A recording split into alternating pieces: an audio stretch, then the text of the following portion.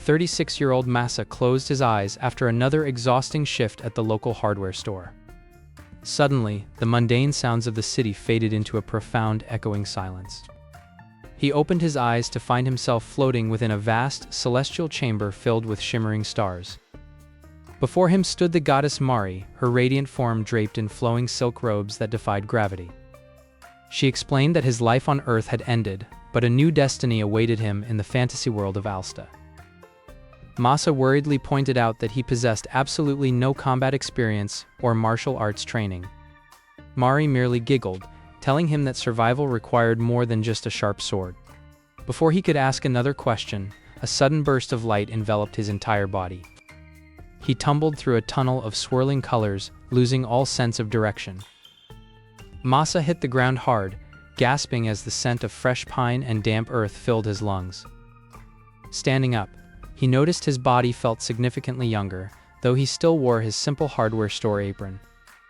A piercing, high-pitched scream shattered the peaceful silence of the wilderness nearby. Driven by basic instinct, he crept through the thick brush to investigate the source of the commotion. A massive, grotesque hobgoblin wielding a crude wooden club was cornering a helpless young girl. To his astonishment, the girl possessed long, fluffy white rabbit ears that twitched violently in fear. Masa realized he had no weapons, but his foot brushed against a discarded, heavy iron crowbar lying in the grass. Grasping the familiar tool, the muscle memory of his hardware years surged through his arms. He charged out of the bushes with a loud yell, startling the monstrous beast. The hobgoblin swung its heavy wooden club in a wide, clumsy arc to intercept the intruder. Masa tripped over a hidden tree root, falling forward completely by accident.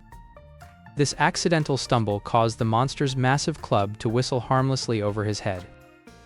As he fell, the heavy iron crowbar flew from his grip and struck the hobgoblin squarely between the eyes. The massive creature let out a pathetic groan, tottered backward, and collapsed heavily onto the hard ground. Masa sat up, blinking in disbelief at the unconscious monster he had just defeated through sheer luck. The rabbit-eared girl rushed over, throwing herself at his feet, with tears of profound gratitude. He introduced himself and learned her name was May, a member of the vulnerable Lapine tribe. Before they could leave, the ambient light shifted once more into a deep, brilliant purple hue. Time stopped completely, freezing a falling leaf mid-air as an ancient divinity materialized.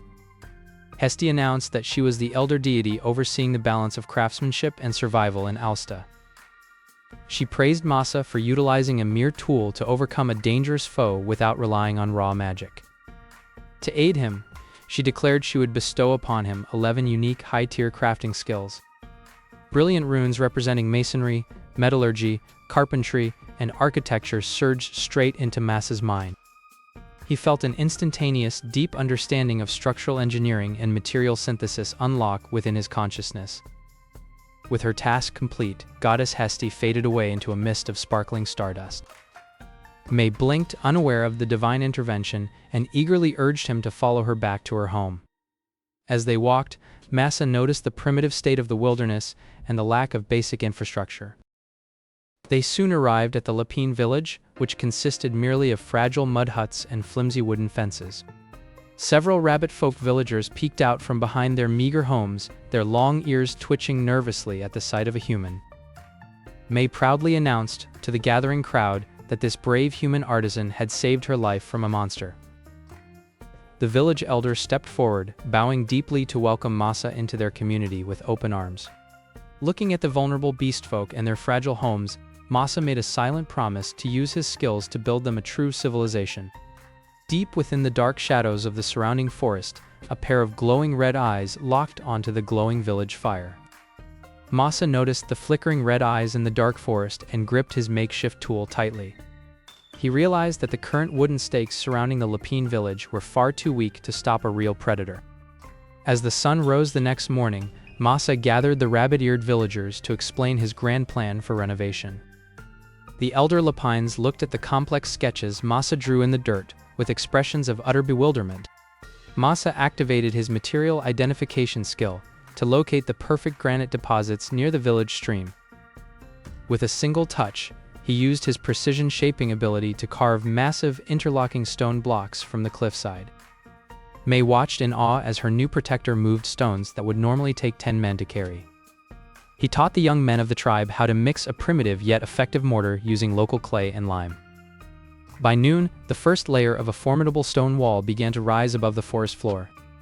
Masa wiped the sweat from his brow, feeling the familiar satisfaction of a hard day's labor at the hardware store. However, he noticed the villagers were still cooking over open pits that wasted heat and filled the huts with smoke. He decided to use his heat management skill to design a high-efficiency brick stove for every household. The village women cheered as the new stoves boiled water in half the time with only a fraction of the wood. Masa then turned his attention to the village's lack of a proper drainage system, which could lead to disease.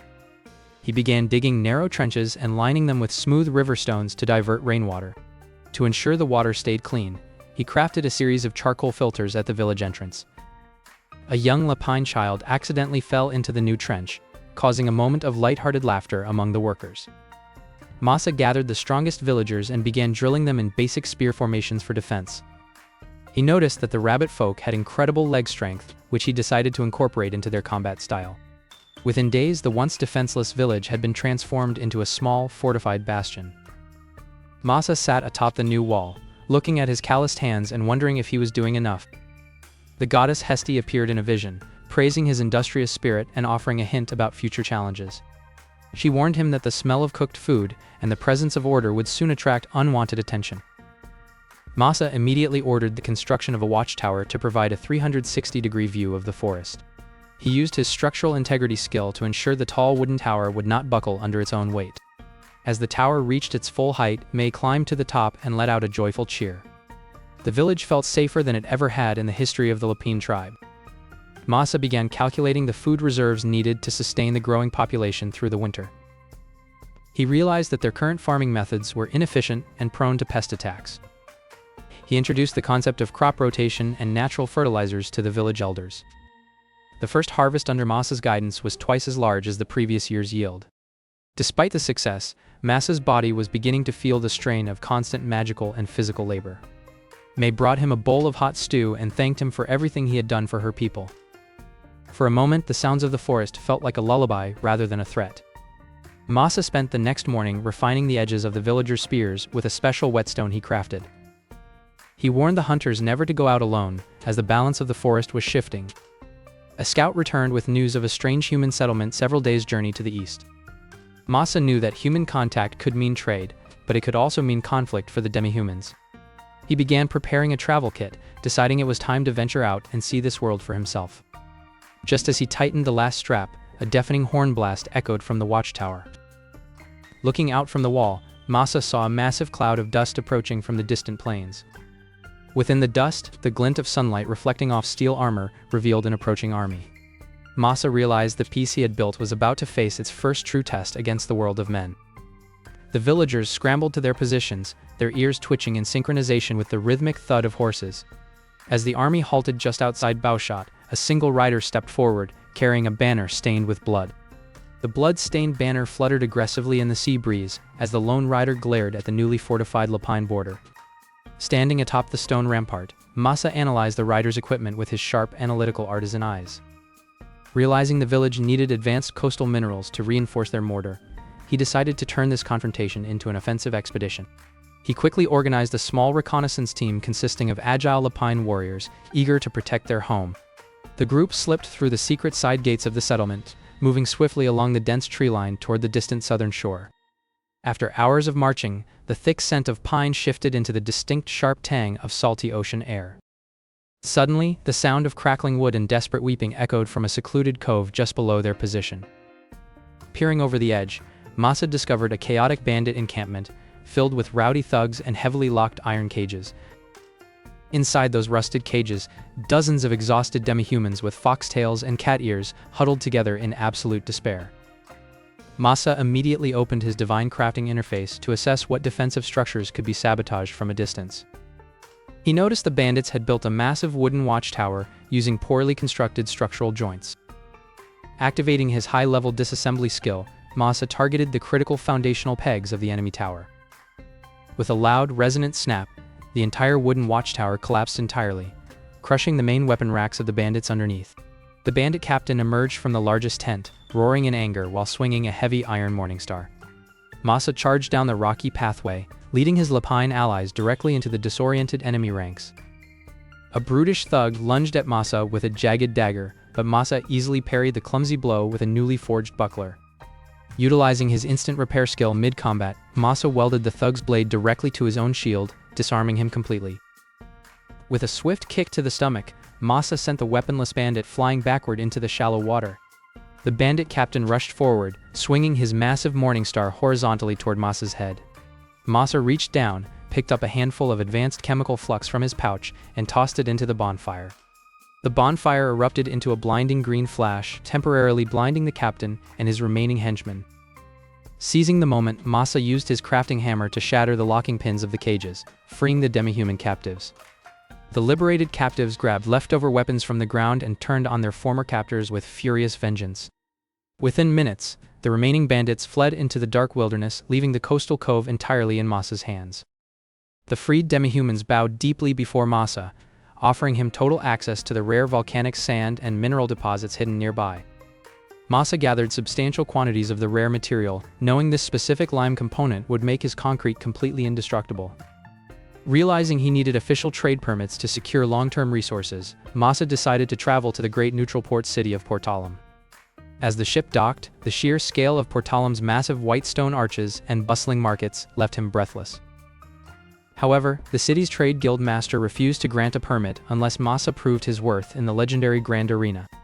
To make matters worse, his designated opponent was none other than Grandmaster Lance, an undefeated champion known for his lethal swordsmanship. The roar of tens of thousands of spectators shook the foundation of the massive Colosseum as Masa stepped onto the dusty battlefield. Lance drew his legendary blade, pointing it directly at Masa with a condescending smile that drove the crowd into a frenzy. Masa, knowing he could never match the knight's raw strength, calmly reached into his tool belt and pulled out several customized metallic plates. The match began, and Lance moved like lightning, closing the distance instantly to deliver a devastating downward slash. Instead of blocking, Masa slammed his metallic plates into the sand, instantly triggering an architectural fortification spell. A solid, instantaneous stone wall erupted from the arena floor, intercepting Lance's blade and shattering the knight's momentum completely. Before Lance could recover, Masa utilized his specialized structural disassembly skill on the very ground beneath the knight's feet. The solid arena floor instantly liquefied into a deep pit of loose, shifting quicksand, swallowing Lance up to his waist. Masa walked up calmly, holding a perfectly timed, quick-drying resin grenade, and tossed it into the pit. The liquid cured instantly upon contact, cementing Grandmaster Lance into an immovable block of solid concrete and forcing his immediate surrender. As the stunned crowd erupted into cheers for the unconventional artisan, a sudden, dark shadow completely eclipsed the afternoon sun.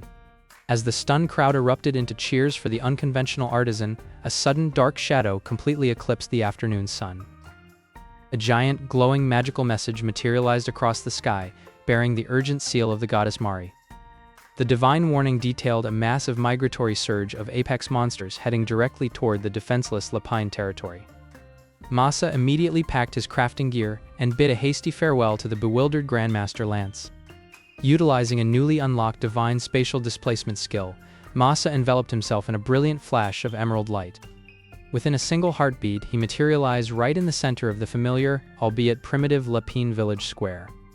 May ran toward him with tears of absolute relief streaming down her soft, furred cheeks.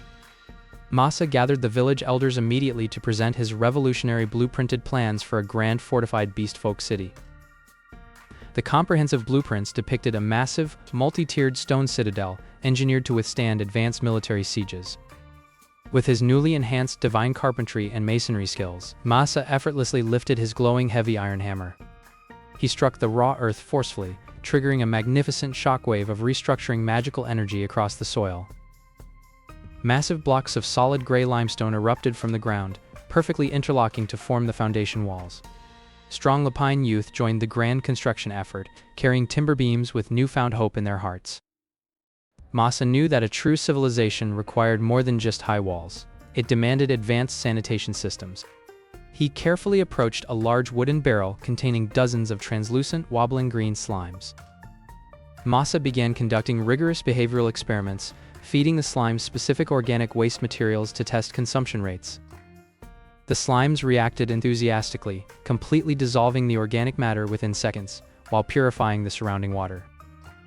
He successfully engineered an underground eco-friendly sewage matrix powered entirely by these specialized waste-consuming slimes. With the essential city infrastructure fully secured, Masa shifted his absolute focus to defensive preparations. He mass-produced advanced heavy repeating crossbows using high-tensile steel springs imported from the coastal towns. Masa trained the agile lapine hunters to operate the heavy mechanical weaponry with maximum tactical efficiency. Sudden, terrifying tremors violently shook the entire valley, causing small loose stones to rattle off the ramparts. From the dark depths of the ancient forest, two colossal, shadow-infused demon bears slowly emerged side by side. The dual-threat monsters roared in unison, unleashing a massive sonic shockwave that shattered the topmost branches. Masa stood tall at the main defensive gate, completely unfazed by the overwhelming presence of the beasts. He raised his glowing hand, signaling the hidden lapine defense squads to prepare the first trap phase. The twin demon bears charged forward at breakneck speeds, tearing up massive chunks of earth with every single stride. Right on cue, the ground beneath the leading monster completely collapsed into a deep concealed pit trap. Hidden iron spikes lined the bottom of the deep pit, momentarily pinning the first thrashing demon bear in place. The second demon bear managed to leap completely over the pit, locking its furious red eyes directly onto Masa. Masa brought his heavy hand down, ordering the automated heavy ballistas to open fire immediately. A devastating hail of iron-tipped bolts shot forth from the walls, slamming directly into the charging beast's thick hide. Though severely wounded, the resilient demon bear slammed heavily against the main iron gate, making the metal groan. Masa smiled calmly, knowing his advanced structural reinforcement engineering was absolutely flawless. He activated his ultimate divine craft ability, channeling intense white energy directly into his customized personal weapon. Masa leaped directly off the high wall, descending upon the rampaging monster like a radiant meteor. His empowered strike hit the demon bear's head with a massive explosion of purifying divine light. The colossal beast collapsed heavily to the dirt, its dark corruption completely dissolved by the artisan's magic. Seeing their ultimate protectors victorious, the remaining lapine archers quickly neutralized the trapped second monster. A resounding cheer erupted from the battlements as the grateful demihumans celebrated their total survival. Months passed quickly, and the small primitive village officially transformed into a magnificent, advanced Beastfolk metropolis named Alstaria. Human merchants from Portalum walked side by side with demihumans, trading goods openly under a historic peace treaty. Mace stood right next to Masa on the balcony of the Grand Central Palace, overlooking the thriving civilization they built together. From a humble hardware store clerk to the legendary founding father of an empire, Masa had finally found his true purpose. With a satisfied smile, the master artisan raised a glass to the endless, bright future of their beautiful new world.